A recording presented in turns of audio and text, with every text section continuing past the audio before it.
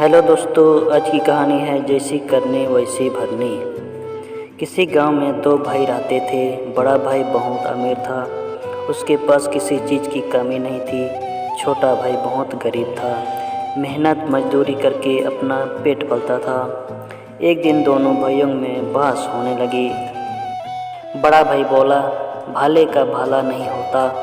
आज की दुनिया में भाले को भीख भी नहीं मिलती, इसलिए दूसरे का चाहे बुरा ही क्यों ना हो, पहले अपने भाले की बात सोचनी चाहिए। तब छोटे ने कहा, नहीं भैया, कष्ट औरों को हो तो अपना भाला कैसे हो सकता है।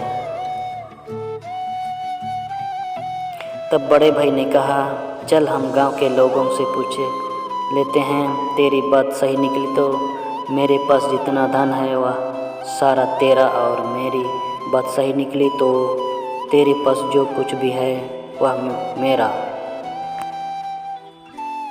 छोटे भाई ने कहा, ठीक है चलो, और दोनों भाई गांव की तरफ निकल गए। गांव में पहुँच कर एक से पूछा तो दो से पूछा, तीन से पूछा, सभी लोग यही कहने लगे कि आजकल भलाई का ज़माना ही नहीं रहा। भलाई करने वाला तो भूख मरता है, भले आदमी का कहीं गुजारा नहीं होता, और जो बुरी राह पर चलता है वह खूब फलता फूलता है, धन धान्य से सुखी रहता है। अब छोटे भाई के पास खेत का जो छोटा टुकड़ा था वह भी शर्त में हार गया। अब वह दाने दाने का मोहताज हो गया। बीवी बच्चे भूखे मरने लगे, खाने को कोई उधार भी नहीं देता था। एक दिन वह अपने बड़े भाई के पास गया, थोड़ा सा अन्न उधार लेने के लिए। सोचा वह तो अपना भाई है, वह तो अपने भाई की सहायता करेगा। उसने बड़े भाई से कहा, भैया 10 किलो गेहूँ उधार दे दो, घर में अन्न का एक दाना भी नहीं है, बच्चे भूखे मर रहे हैं। बड़े भाई ने तुरंत कहा, ऐसे दो और जितना चाहो गेहूँ ले जाओ। तो छोटे भाई ने कहा, पैसे तो मेरे पास नहीं है। इस पर बड़े भाई ने कहा, तो फिर अपनी एक आंख दे दो। छोटे भाई ने सोचा, मजाक कर रहे हो, गेहूँ के बदले आंख तो नहीं मिलेगा। पर बड़े भाई ने गेहूँ के बदले एक आंख निकलवा ली और 10 किलो गेहूँ दे दिए। देखकर उसके बीवी बच्चे रोने लगे कि तुमने यह क्या कर दिया।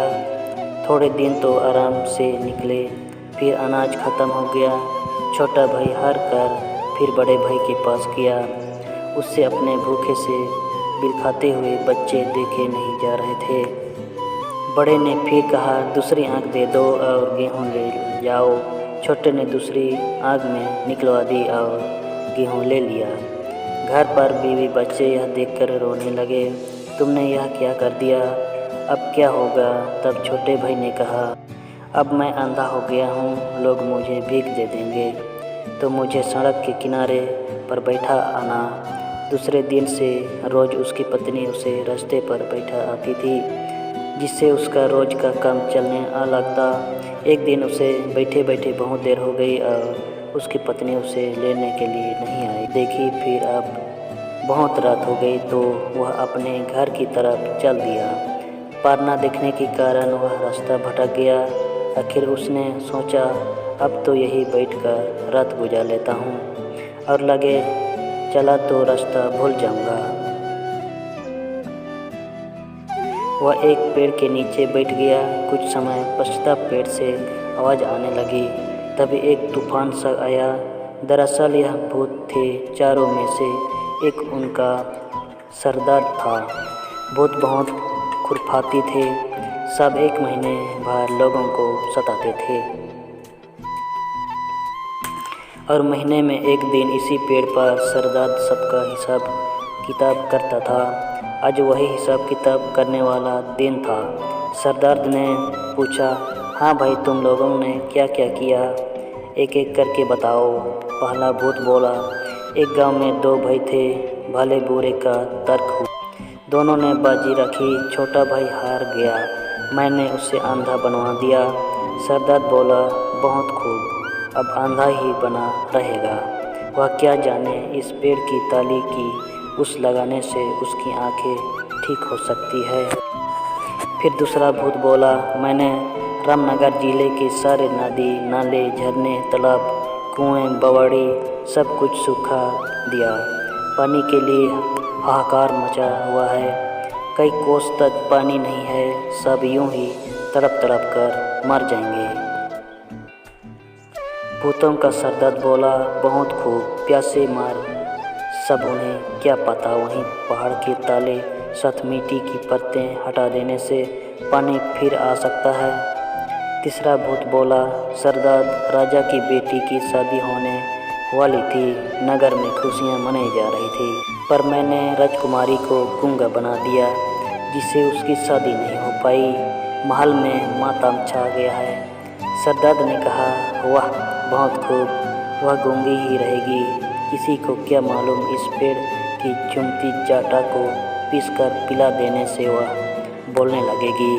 खैर चलो, 1 महीने बाद इसी दिन फिर आए यही मिलेंगे। फिर एक तूफान सा उठा और चारों भूत चले गए। तब तक सवेरा हो गया था।